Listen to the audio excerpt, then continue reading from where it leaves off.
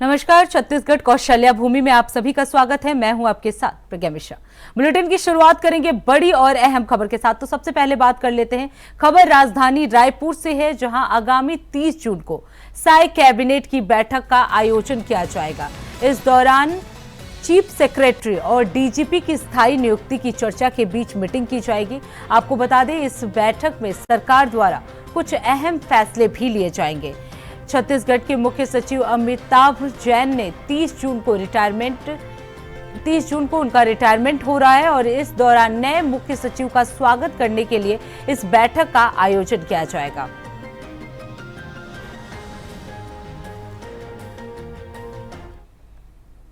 अब रुक करते हैं अगली खबर की। खबर जशपुर जिले के हैं, जहां ऐतिहासिक और प्राचीन श्री जगन्नाथ मंदिर में इस साल भी रथ यात्रा महोत्सव का आयोजन जो है वो परंपरागत श्रद्धा, भक्ति और भव्यता के साथ किया गया। वहीं मंदिर से रथ यात्रा रवाना होने से पहले मुख्यमंत्री विष्णुदेव साय और उनकी पत्नी कौशल्या देवी साय ने जगन्नाथ मंदिर में पूरे विधि विधान से भगवान श्री जगन्नाथ, भाई बलभद्र और बहन सुभद्रा की पूजा अर्चना कर प्रदेशवासियों के सुख और समृद्धि के साथ ही मंगल कामना भी की। वहीं विष्णुदेव साय ने झाड़ू से रथ यात्रा के मार्ग को बुहार कर छेरा पहरा की रस्म निभाई। आपको बता दें कि सन 1942 से रथ यात्रा की परंपरा जो है वो जारी है। तो आपको बता दें, इस दौरान सीएम ने जगन्नाथ मंदिर में पूजा अर्चना की। इस अवसर में हम नमन करना चाहेंगे स्वर्गीय सुदर्शन सतपथी जी को, उनकी धर्मपत्नी श्रीमती सुशीला सतपथी जी को, जिन्होंने 1942 में यहाँ दोकड़ा में रथ यात्रा का शुभारंभ किया। 1942 में जब देश आजाद नहीं हुआ था, देश आजाद हुआ 15 अगस्त 1947 को, उसके 5 साल पहले 1942 में यहाँ पर रथ यात्रा प्रारंभ किए।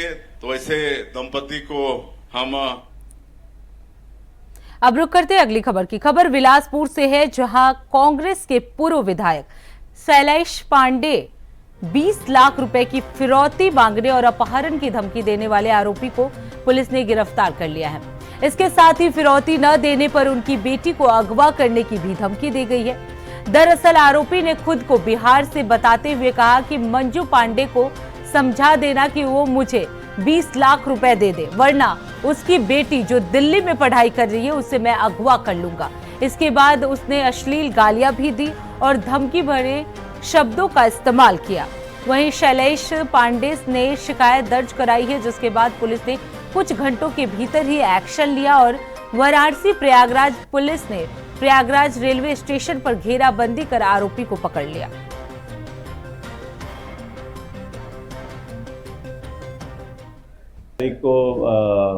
माननीय पूर्व विधायक शैलेश पांडे जी के द्वारा रिपोर्ट दर्ज कराई गई थी सकरी थाने में कि उनको एक नंबर से कॉल आया और उसने कहा कि उनकी कोई परिचित हैं, उसकी बच्ची के संबंध में कुछ अनाप-शनाप चीज़ें कही और फिर उनसे 20 लाख की फिरौती देने के लिए इनको कहा कि आप उन महिला को बोलिए जो इनकी परिचित हैं।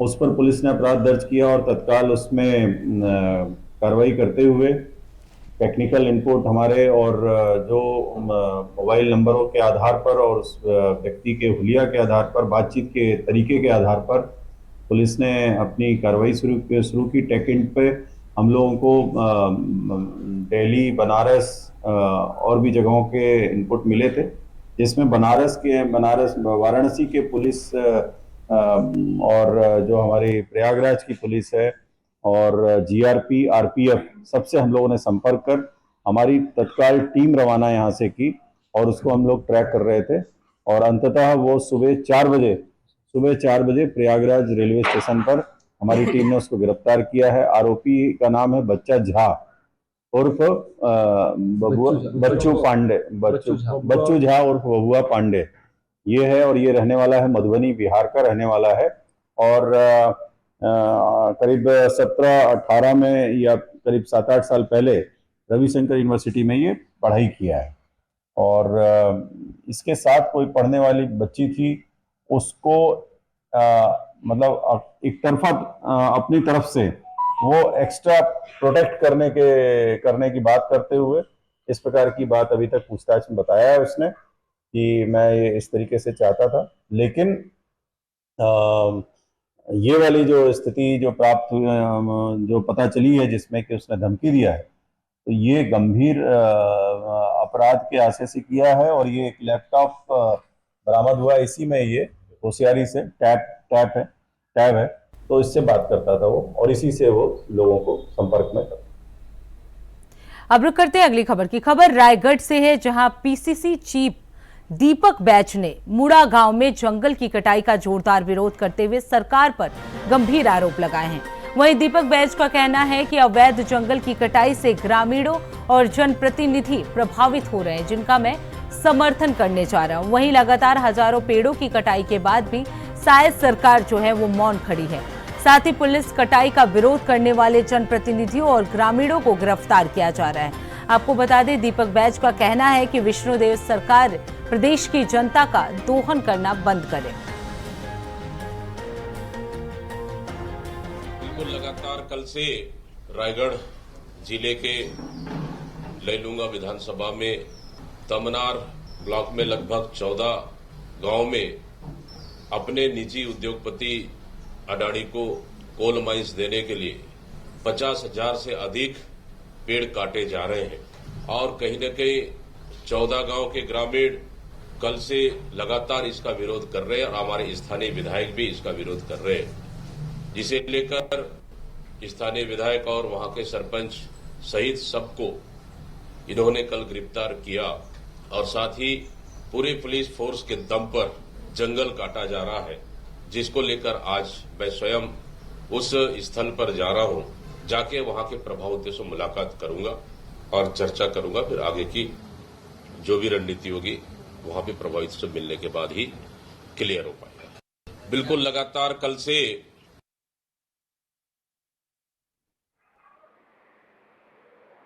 मनोज, एक बार फिर से दीपक बैज ने सरकार पर निशाना साधा है। उनका साफ तौर पर कहना है कि सरकार की देखरेख में हजारों पेड़ों की जो है वो कटाई की जा रही है।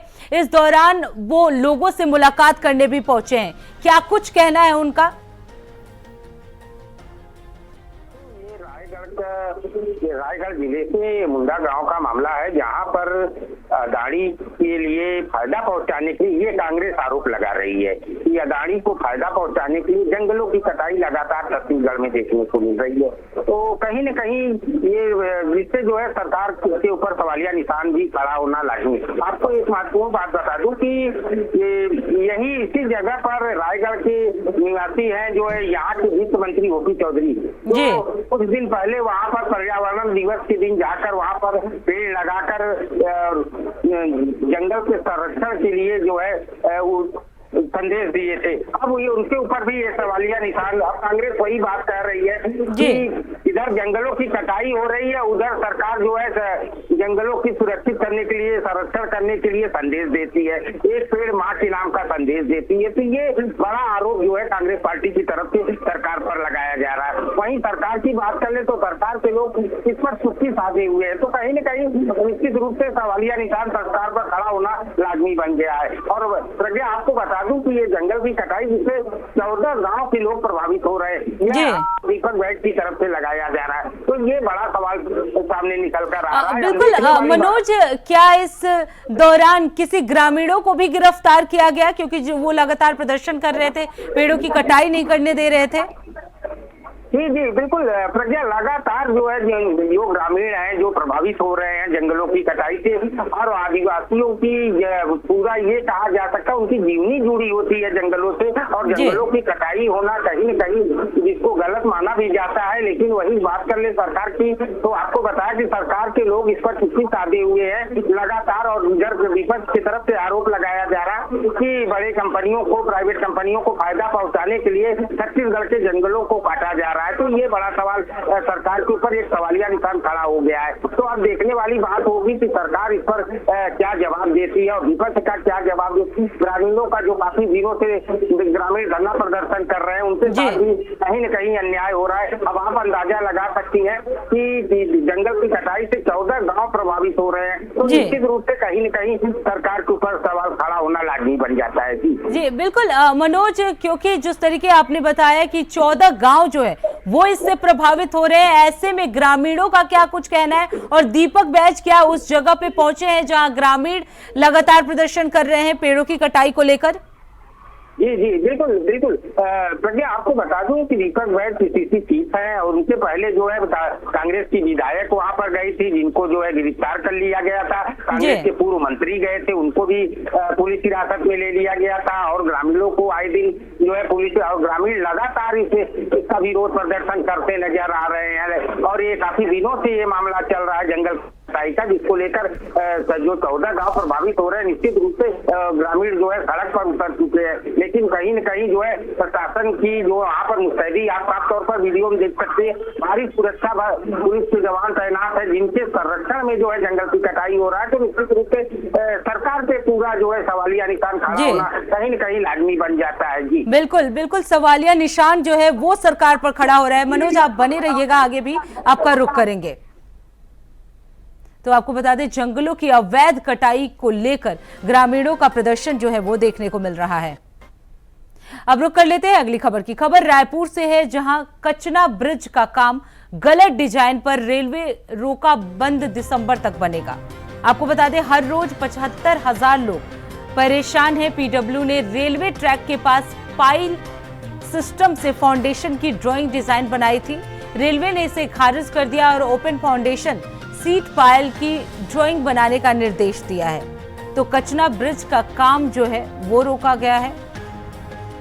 रेलवे ट्रैक पर ये गलत डिजाइन बनाने के कारण इस काम को रोक दिया गया है।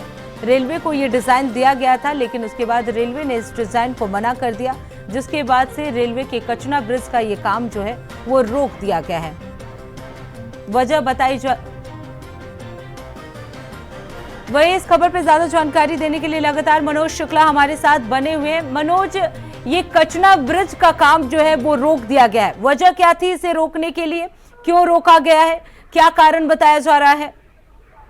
जी प्रज्ञा, देखिए प्रज्ञा, आपको बता दूं कि छत्तीसगढ़ ही नहीं पूरे देश में पीडब्ल्यूडी विभाग के कारनामे आए दिन सुर्खियों में रहते हैं, जिसके कारण खुद विभाग भी सुर्खियों में बना रहता है। चाहे वो भ्रष्टाचार का मामला, चाहे सड़क निर्माण में भ्रष्टाचार का मामला, अब ये बड़ा मामला ये राजधानी कचना ब्रिज का मामला है, जहाँ से लाखों लोगों को इससे निजात मिलनी थी और उसमें देखिए पीडब्ल्यूडी विभाग ने इतनी बड़ी छूट किया कि डिजाइन ही गलत बना दिया, जिसको जो है रेलवे विभाग ने उसे खारिज कर दिया। रेलवे विभाग ने फिर से डिजाइन बनाने का निर्देश दिया है। तो अब आप अंदाजा लगा सकती है कि जनता के पैसे का किस तरह से दुरुपयोग आए दिन देखने सुनने को मिलता है। और बात कर ले कचना ब्रिज की, तो कचना ब्रिज से लाखों लोगों का आवागमन होना था, इसलिए आए दिन यहाँ जाम की समस्या बनी रहती है। राजधानी के बीचों बीच कचना ओवर ब्रिज है, यहाँ से लाखों लोगों का आना जाना है। सबसे ज्यादा दिक्कत जो है बच्चों की, स्कूली बच्चों को पड़ती है, जो है उनका आना जाना जो हर एक बार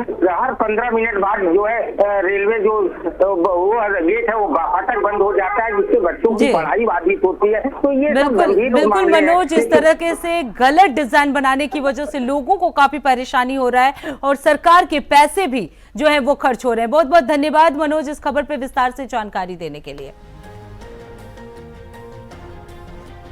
अब रुक करते हैं अगली खबर की। बीजापुर जिले में नक्सलवाद के खिलाफ चल रही व्यापक मुहिम को एक बड़ी सफलता मिली है। क्षेत्र में सक्रिय 23 लाख रुपए के इनामी 13 कुख्यात हार्डकोर नक्सलियों ने सुरक्षा बलों के समक्ष आत्मसमर्पण कर मुख्य धारा में लौटने का संकल्प लिया है। आपको बता दें, इन आत्मसमर्पित नक्सलियों में से 10 पर 1 लाख से 8 लाख तक के इनाम घोषित हैं। वहीं मुख्यमंत्री विष्णुदेव साय ने इस बारे में ट्वीट कर कहा कि ये महत्वपूर्ण आत्मसमर्पण राज्य सरकार के लिए आत्मसमर्पण और पुनर्वास नीति 2025 और नियत नीला नार योजना की प्रभावशीलता को प्रत्यक्ष प्रमाण देता है, जिसके जरिए से नक्सल प्रभावित क्षेत्रों में विश्वास का वातावरण और बदलाव की सकारात्मक लहर सृजित हो रही है।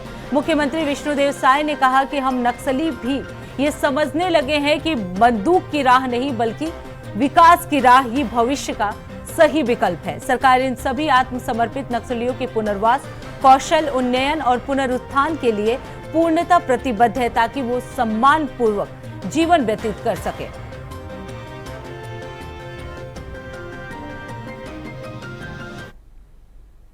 अब रुक करते हैं अगली खबर की। आज नगर में भगवान जगन्नाथ जी की रथ यात्रा निकाली गई। ये इस रथ पर भगवान जगन्नाथ के भाई बलभद्र और बहन सुभद्रा की विधि विधान से स्थापना किया गया। फिर रथ को पूरे नगर में भ्रमण कराया गया। ऐसी मान्यता है कि बलौदा बाजार से प्रभु भगवान जगन्नाथ का अटूट संबंध है। भगवान जगन्नाथ का मूल स्थान छत्तीसगढ़ के शिवरी नारायण तीर्थ से है। यहाँ से भाई बलभद्र और बहन सुभद्रा के साथ जगन्नाथ पुरी में स्थापित हुए थे, इसलिए यहाँ पर विशेष विधि विधान से पूजा अर्चना की जाती है। मंदिर के पुजारी के अनुसार उत्कल संस्कृति और दक्षिण कौशल की संस्कृति के बीच ये एक अटूट साझेदारी का प्रतीक माना जाता है। प्रभु श्री राम को माता शबरी ने प्रेम पूर्वक मीठे बेर खिलाए थे। पुरातत्व सबसे पुराना वर्तमान में नर नारायण का भव्य मंदिर भी है, यहाँ पर ही है। ऐसी मान्यता है कि भगवान जगन्नाथ जी का रथ जो भी खींचता है उसे पुण्य मिलता है।